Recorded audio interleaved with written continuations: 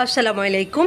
Class 6-এর সুপ্রিয় শিক্ষার্থীবৃন্দ, learning with a প্রিয়ার আজকের আয়োজনে তোমাদের জন্য থাকছে ইউনিট 10-এর লেসন 10.7 এবং তোমাদের পেজ নং হচ্ছে 79। আমি প্রথমে তোমাদেরকে ইনস্ট্রাকশনটা একটু পড়ে শোনাচ্ছি। ইন গ্রুপস আর pairs write the answers to the questions given below. Group মানে হচ্ছে দলবদ্ধভাবে, পেয়ার মানে হচ্ছে জোড়ায়, রাইট মানে লেখা, আনসার মানে উত্তর, কোয়েশ্চেন মানে হচ্ছে প্রশ্ন, আর যেহেতু এখানে এস যুক্ত আছে তার মানে হচ্ছে প্রশ্নগুলো। গিভেন বিলো, বিলো মানে হচ্ছে নিচে, অর্থাৎ এখানে নিচে যে প্রশ্নগুলো দেওয়া আছে সেগুলা তোমরা জোড়ায় জোড়ায় অথবা দলবদ্ধভাবে সেগুলোর উত্তর লিখবে।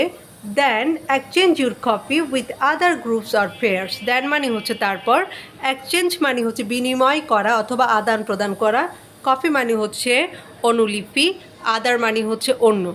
তারপর কি করবে, তারপর তোমরা অন্য দলের সাথে তোমাদের এই যে কাজগুলো হয়েছে এই কাজগুলো বা এই উত্তরগুলো হচ্ছে বিনিময় করবে, অর্থাৎ এক দলের উত্তর আরেক দলকে দেওয়া হবে। দেখো এখানে এ থেকে জি পর্যন্ত প্রশ্ন দেওয়া আছে এবং এই প্রশ্নগুলোর উত্তর পাওয়ার জন্য তোমাদেরকে অবশ্যই আগে যে টেক্সটটা দেওয়া আছে এই টেক্সটটা খুব ভালো করে অর্থসহ বুঝতে হবে। তো যাদের হচ্ছে এই টেক্সটটা পড়া হয়নি তারা চাইলে আমার চ্যানেলে ভিডিওটা দেখে নিতে পারো। আর তোমরা যদি টেক্সটটা ভালো করে বুঝতে পারো তাহলেই কিন্তু তুমি এখান থেকে আনসারটা নিজেরাই খুঁজে পেতে পারবে। তো দেখো এখন কি করে তোমরা প্রশ্নগুলোর উত্তর লিখবে। আমি এখন তোমাদেরকে দেখিয়ে দিব তোমরা কিভাবে আনসারটা সাজাবে। তবে তার আগে তোমাদের প্রতি আমার আন্তরিক কৃতজ্ঞতা এবং ধন্যবাদ জ্ঞাপন করছি যারা এতদিন ধরে আমার সাথে আছো, আমার চ্যানেলটাকে সাপোর্ট করে যাচ্ছ প্রতিনিয়ত। তো তাদের জন্য আমার অসংখ্য ভালোবাসা রইল। আর যারা চ্যানেলটাই নতুন তাদের কাছে আমার রিকোয়েস্ট থাকবে, প্লিজ চ্যানেলটাকে একটু সাবস্ক্রাইব করে নিও এবং তোমার ফ্রেন্ডদের সাথে শেয়ার করো যদি তোমাদের ভালো লেগে থাকে। তো দেখো আমাদের প্রথম প্রশ্নটা হচ্ছে, হু আর জাহিন অ্যান্ড জামাল। জামাল এবং জাহিন কে? এখন আমরা আমাদের টেক্সটটা পড়ার সময় জেনেছিলাম যে তারা হচ্ছে ক্লাসমেট, তাই না? তো তোমরা এইভাবে সাজাবা, জাহিন অ্যান্ড জামাল এতটুকু লিখবে। এই যে আরটা দেখতে পাচ্ছ, এই যে ভার্বটা, এই অক্সিলারি ভার্বটা এখানে নিয়ে আসবে। হ্যাঁ, Jahin and Jamal R classmates, এইভাবে করে লিখবে, ঠিক আছে? এরপর দেখো বি নাম্বারে কি বলেছে, what does Jahin notice while playing cricket. যখন জাহিন ক্রিকেট খেলছিল তখন সে কি দেখতে পেল? হ্যাঁ, তো আমি আনসারটা প্রথমে বলে দিচ্ছি, তারপর বলবো যে তোমরা কিভাবে টেক্সট থেকে জিনিসটা খুঁজে বের করবে। প্রথমে একটু প্রশ্নগুলো সাজিয়ে নিই, তারপর তোমাদেরকে দেখিয়ে দিব। দেখো এখন তোমাকে প্রশ্নটা কি করেছে, প্রশ্নটা করেছে যে what does Jahin notice while playing cricket, মানে যখন ক্রিকেট খেলছিল তখন জাহিন কি লক্ষ্য করলো। তো এখন এখান থেকে তুমি আমি জিনিসটা নিবে যে জাহিন নোটিস, এভাবেও লিখতে পারো অথবা হোয়াইল প্লেয়িং ক্রিকেট থেকেও শুরু করতে পারো, যে while playing cricket Jahin notice. এখানে একটা ডি না হয়ে একটা অ্যাস হবে, ডি এর পরিবর্তে তোমরা অ্যাস দিও, আমার এখানে মিস্টেক হয়ে গেছে টাইপ করতে গিয়ে। তাহলে দেখো হোয়াইল প্লেয়িং ক্রিকেট লিখে একটা কমা দিবে, তারপর জাহিন, এই যে নোটিস, নোটিসের সাথে শুধু একটা অ্যাস দিবে, ঠিক আছে? Jahin notice a boy sitting under a banyan tree at the corner of the playground. Jahin যখন খেলছিল, জাহিন তখন লক্ষ্য করলো যে একটা বট গাছের নিচে ওই কর্নারে, মানে প্লেগ্রাউন্ড মানে হচ্ছে খেলার মাঠ, খেলার মাঠের ওই কর্নারে বট গাছের নিচে একটা ছেলে বসে আছে। বানিয়ান ট্রি মানে হচ্ছে বট গাছ। তো এটা তোমরা কিন্তু রিডিংয়ে পেয়েছো, আমি দেখিয়ে দিব অবশ্যই ইনশাল্লাহ। তারপর দেখো সিতে কি বলেছে, সিতে বলেছে what does Jamal usually do during the tiffin break. Tiffin ব্রেকের সময় জামাল সাধারণত কি করে থাকে? তো এই আনসারটা তোমরা লিখবে কোত্থেকে, এটা হচ্ছে এখান থেকে আগে নিয়ে নিবে যে জামাল ইউজুয়ালি, হ্যাঁ, sits under a banyan tree and watches his classmates playing cricket. Jamal কি করে? সাধারণত ওই বটগাছ, একটা বটগাছের নিচে বসে থাকে এবং তার বন্ধুদেরকে, তার সহপাঠীদেরকে ক্রিকেট খেলতে দেখে। তাহলে দেখো Jamal usually sits under a banyan tree, Jamal সাধারণত একটা বটগাছের নিচে বসে, and watches his classmates playing cricket, এবং তার সহপাঠীদেরকে ক্রিকেট খেলতে দেখে। তো এইভাবে করে সি নাম্বারটা সাজাবে। এবার দেখো ডিতে কি বলেছে, what is Jahin's plan to include Jamal in the game. Include মানে হচ্ছে অন্তর্ভুক্ত করা, আর প্ল্যান মানে হচ্ছে পরিকল্পনা, গেম মানে হচ্ছে খেলাধুলা। তো জামালকে খেলাধুলায় অন্তর্ভুক্ত করানোর জন্য বা সম্পৃক্ত করানোর জন্য জাহিনের পরিকল্পনা কী? অর্থাৎ জাহিন তো একটা প্ল্যান করেছিল যে কিভাবে জামালকেও তাদের সাথে নেওয়া যায়, তাই না? তো সেই প্ল্যানটা কি সেটাই হচ্ছে তোমরা এখানে লিখবে। যে দেখো টু ইনক্লুড, এই যে এখান থেকে শুরু করবে, ঠিক আছে? To include Jamal in the game, এটা লিখে একটা কমা দিবে। জাহিনস প্ল্যান, এই যে Jahin's plan is to play chess and let him to do scoring in the cricket match.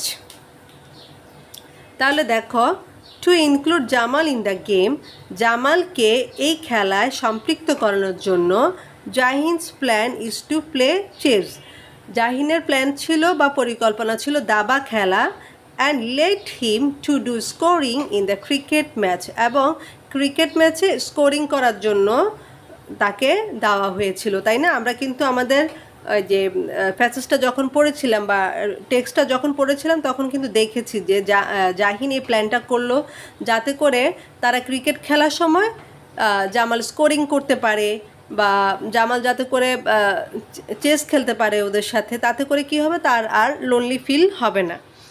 এরপর দেখো কি বলেছে, নাম্বারে বলেছে, do you have any students who are physically challenged in your school or class, মানে তোমাদের স্কুল বা ক্লাসে এরকম কোনো শারীরিক প্রতিবন্ধী আছে কি না। ফিজিক্যালি চ্যালেঞ্জ মানে হচ্ছে যারা শারীরিকভাবে একটু অক্ষম, বা মানে যাদেরকে আমরা শারীরিক প্রতিবন্ধীও বলতে পারি, তো ওদের কথাই জিজ্ঞেস করছে। তো এরকম যদি তোমাদের স্কুলে থেকে থাকে তাহলে তোমরা কি লিখবে, যে ইয়েস আই হ্যাভ, আই অথবা উই যে কোনোটা দিয়ে তোমরা আনসারটা করতে পারো, ঠিক আছে?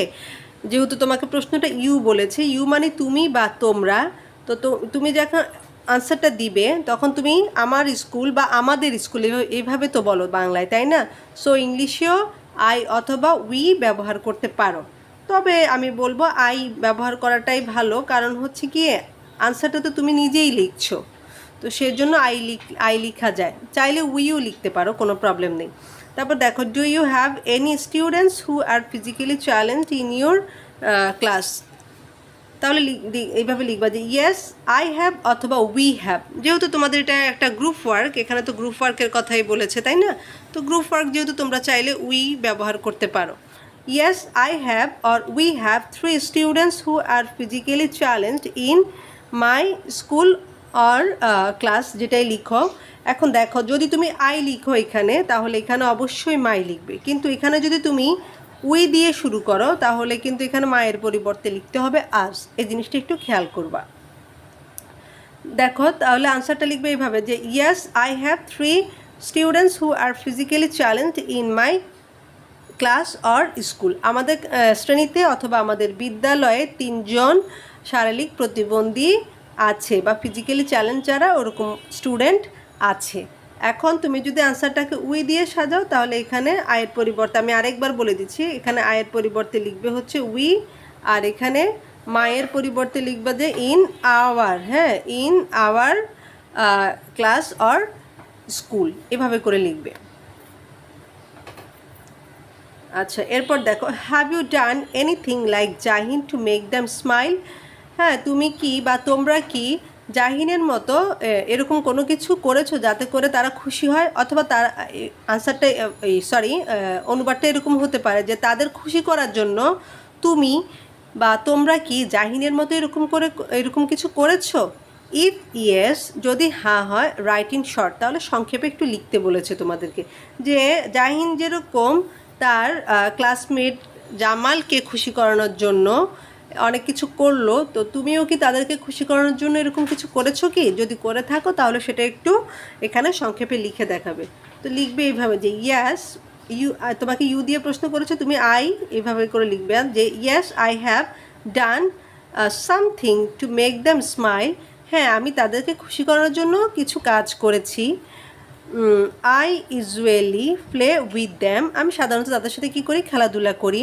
And try to make them happy, তাদেরকে খুশি করার চেষ্টা করি।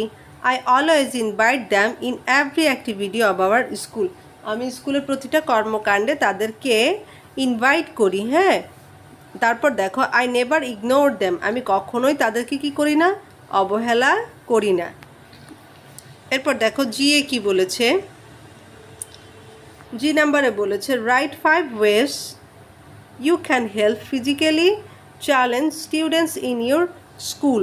তো তোমার স্কুলে এই যে ফিজিক্যালি চ্যালেঞ্জ যে স্টুডেন্টগুলো রয়েছে তাদেরকে হেল্প করার বা সাহায্য করার 5টা উপায় বলো। ওয়ে মানে হচ্ছে উপায়, 5টা উপায় কি কি হতে পারে, তোমরা কোন কোন 5টা উপায়ে তোমাদের স্কুলে যে এই ধরনের স্টুডেন্টরা রয়েছে তাদেরকে হেল্প করতে পারো, সে 5টা উপায় হচ্ছে এখানে এভাবে করে লিখবে। তো আনসারটা এইভাবে সাজাবে যে আই ক্যান, এই যে এইখান থেকে নিয়ে নিবে, I can help physically challenge students in our school, এই যে এতটুকু পর্যন্ত পুরাটা এইভাবে নিয়ে নিবে। ইউ এর পরিবর্তে শুধু আওয়ার লিখবে, ঠিক আছে। আমি আরেকবার দেখিয়ে দিচ্ছি, এরকম করে লিখবে যে I can help physically challenge students in our school, এখানে আই হবে না, এখানে হবে ইন, আই এন, আয়ের সাথে একটা ইন হবে, in various ways. I can help physically challenge students in our school in various ways, মানে আমি অনেক উপায়ে ফিজিক্যালি চ্যালেঞ্জ যে ছাত্রছাত্রীরা আছে তাদেরকে সাহায্য করতে পারি। 5 of them are as follows, এর মধ্যে 5টা হচ্ছে নিচে দেওয়া হলো। এখন দেখো নাম্বার 1-এ কি বলেছে, নাম্বার 1-এ বলেছে I will be their friend, আমি তাদের বন্ধু হব। I will talk to them frankly, আমি তাদের সাথে খোলাখুলিভাবে কথা বলবো। I will help them to prepare their homework, আমি তাদেরকে বাড়ির কাজ করতে সাহায্য করব। I will play games with them, আমি তাদের সাথে খেলাধুলা করব। I will help them to walk and move, আমি তাদেরকে হাঁটা চলাতে সাহায্য করব। তো আমি আমার মতো করে এখানে 5টা ওয়ে লিখলাম। দেখি তো তোমাদের মাথায় আর বাকি কি কি ওয়ে আসে, তোমাদের কার মাথায় কি বুদ্ধি আসে যে কিভাবে তোমরা এই ধরনের স্টুডেন্টদেরকে সাহায্য করবে, সেটা একটু কমেন্টে জানাবে, ঠিক আছে। তোমরা নিজেদের মতো করে 5টা ওয়ে লিখে একটু কাইন্ডলি কমেন্টে জানাও, আমি চেক করে নিব, কারণ যদি কোনো ভুল থেকে থাকে সেটাও শুধরে দেওয়ার চেষ্টা করব। আর আজকের ভিডিওটা আমি এখানেই শেষ করছি। ইনশাআল্লাহ আমি খুব শীঘ্রই হাজির হব নতুন কোনো টপিক নিয়ে। সে পর্যন্ত তোমরা প্রত্যেকে ভালো থাকো, সুস্থ থাকো এবং সুন্দর থাকো। আল্লাহ হাফিজ।